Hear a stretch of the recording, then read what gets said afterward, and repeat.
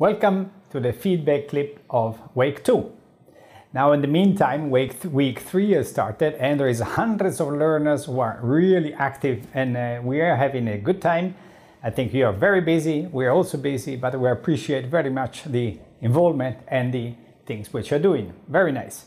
Now in week 2, I think the important thing of week 2 is that we linked two things which most geology courses are kept separated. Namely, horizontal deformations and vertical movements. The link between the two is very important.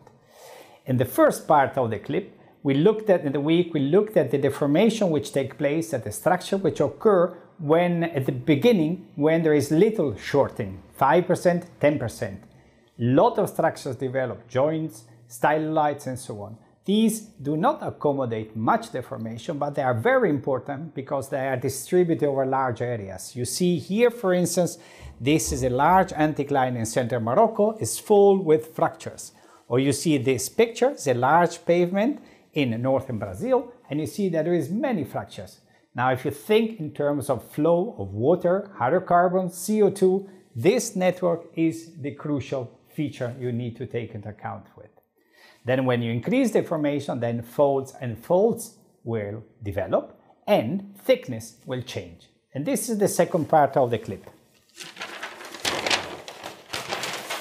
We've seen with basic physics, very simple physics, that the topography of the Earth can be explained by the thickness of the crust and the lithosphere. This is very special.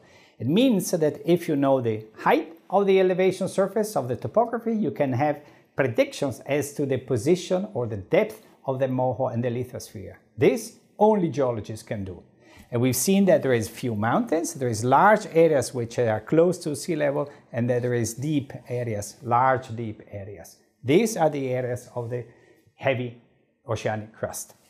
Now the changes of topography, so the creation of mountains and sedimentary basins, are really very important. And these occur with thickness changes in the crust and the lithosphere. These are a bit complicated processes, but I think they're well explained in the clips and you really need to learn them. An important point is sedimentary basins. Sedimentary basins are the places which host most of the energy resources of the Earth.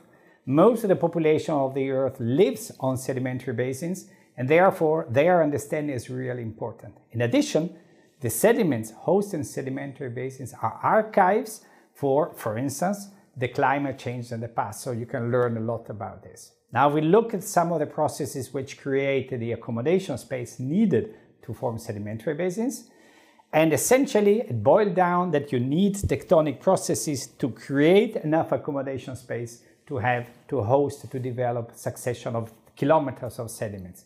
No tectonics, no sedimentary basins. This is really the important thing which you need to remember and for which you need to understand the tectonic process in order to understand the genesis of sedimentary basins.